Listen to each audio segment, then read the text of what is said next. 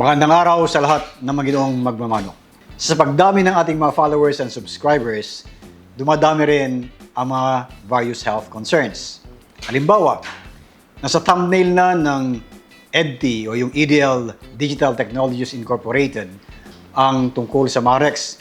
Pero dito sa social media, may nakita ulit ako na 3 concerns tungkol sa Marex. Isa-isahin natin sila at sagutin na lang natin yung specific na concern ng bawat isa. Halimbawa, itong si Jason Anthony 6on3965. Sabi niya, Doc, maliban sa pagbabakuna ng Marex vaccine, ano po ang magandang practice na gawin sa farm or backyard para makontrol ang pagkalat ng Marex? Thank you po and God bless. Okay, Jason, maganda ang katanungan mo dahil maliban sa bakuna, ano yung mga practices na pwedeng pag-control sa Marex. Sabi ko nga, ang Marex ay hindi na-inherit through the genes, hindi lumilipat mula sa itlog papunta sa sisiw. Ang pag-transfer ng Marex ay dun sa mga dulo ng balahibo ng manok, nandun yung mga alikabok kung saan nakakabit doon ang virus ng Marex. Pag ito ay humangin o nahalo sa lupa, nasinghot o natuka, pwedeng magkaroon ng Marex. So ano ang prevention sa farm? Pagtaglugon. Siyempre, maraming balahibo ang kumalat sa farm. Nasabi na natin na ang virus ng Marex ay nakakabit dun sa dulo ng balahibo. So mas mainam pagtaglugon, araw-araw magwalis ng mga balahibo. Disinfecta mo sila, kahit anong disinfectant, mamamatay ang Marex virus. Pinakamainam pa, sunugin mo yung balahibo nang sa ganon, hindi kumalat ang virus ng Marex sa buong farm. Siyempre, ugaliin mo rin na mag-disinfect doon sa kinalalagyan ng mga manok. Kasi nandun na rin yung Marex virus na pakalat-kalat. Pag na-disinfecta, madaling mamatay ang virus, kaya nakokontrol mo ang pagkalat sa iyong farm. May follow-up question itong si Jason. Sabi niya, Doc, nagkaroon po ako ng case ng Marex sa manukan ko. Dahil po medyo mahirap magpadala dito ng Marex vaccine sa probinsya namin, ang balak ko po sana ay bumili na lang ng mga sisiw na bakunado na po ng Marex vaccine. Tanong ko po, pag dumating po ba dito ang mga sisiw, magkakaproblema po ba? Lalo ang mga manok ko dito na wala pang sign ng Marex. Maraming salamat po. God bless. Okay, Jason. Maraming mga breeders nga ang nagpapakuna ng kanilang mga sisiw sa hatchery. Pwede kang pumili ng breeder na gusto mo. Identified naman yung mga breeders na yan na nagpapabakuna ng Marex doon sa hatchery. Yung iba naman, na medyo malaki ang operation, inuuwi na ng sisiw, day old, doon sa farm na nila binabakunahan. So ang tanong mo is kung yung bakunadong sisiw na inuwi mo sa probinsya, kasama ng mga manok mo na hindi na bakunahan, magkakaproblema ba yung mga walang bakuna? For as long as yung mga dinalawang manok doon sa farm mo o mga sisiw sa farm mo ay walang infection ng Marex, hindi magkakaproblema yung manok mo sa farm. Ang problema ay kung yung manok mo sa farm na dati ng mga Marex at yung mga sisiw na dinala na bakunado pero mahina ang immune response at mahina ang response doon sa Marex, baka yung bakunadang sisiw pa ang pwedeng tamaan. Pero yan ay bihirang mangyari. So huwag kang mag-alala, Jason. Pwede kang mag-uwi ng mga bakunadong sisiw ng Marex, dalhin mo sa farm mo, hindi mahahawa yung mga manok mo sa farm. Iyan ang situation in general. Kung may exceptions man, bihirang mangyari. Medyo similar itong katanungan ni Brad RD44. Good day po, Doc. Tanong ko lang po regarding Marex. Hindi po ako nagbabakuna ng Marex tapos bumili po ako sa breeder na nagbabakuna ng Marex. Obligado na ba ako magbakuna din ng Marex?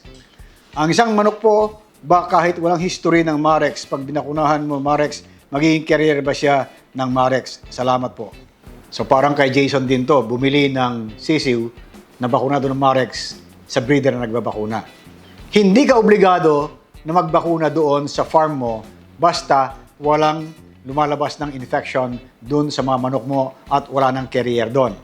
Ngayon, kung antemano ay may Marex problem doon sa farm mo, baka kailangan mong magbakuna pag madalas kang tamaan ng Marex. Ang tanong mo, yung bang nabakunahan ng Marex pwedeng magiging carrier? Noong mga naunang panahon na matatapang masyado yung ginagamit na Marex vaccine, pwedeng yung bakuna ang panggagalingan ng infection at ililipat sa ibang manok. Pero sa panahon na ito, na advanced na yung technologies paggawa ng Marex vaccine, hindi na tayo nakakakita ng mga manok na nahahawa ng Marex dahil sa bakuna. Sa ating Facebook channel, itong si Cabrera Floro, sabi niya, Sir, baka pwede topic ang pag-maintain ng bloodline at paano mo masasabi na pure na ang blood na hawak mo. Okay, Mr. Cabrera Floro, gaya ng sinabi ko nung una pa, lahat ng manok natin ay crosses.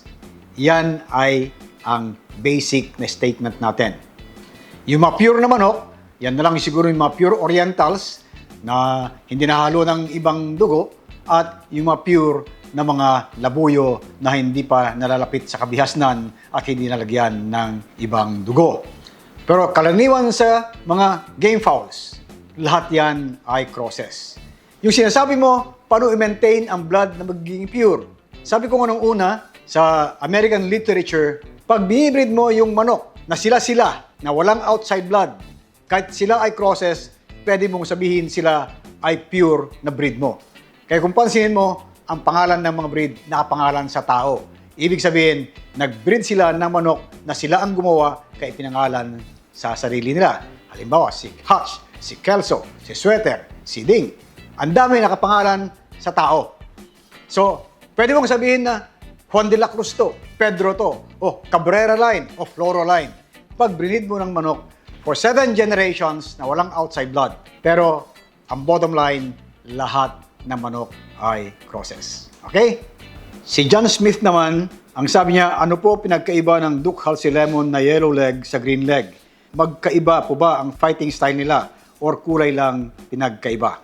Okay, John, ang authority sa lemon dito sa Pilipinas ay si Paeng Araneta, specifically ang Lemon 84. Siya na mismo nagsasabi na ang lemon ay dalawa talaga ang kulay ng paa. Karamihan ay yellow leg pero meron ding green leg. Ang sabi niya, iisang bloodline lang yan. Kasi ang lemon ay galing sa Hutch, Claret at Butcher. Pero dito sa Pilipinas, si Paeng nga ang naging authority tungkol sa lemon. Lalo na yung Lemon 84 at sila ay pwedeng maging yellow leg at green leg. Halos pareho ang fighting style.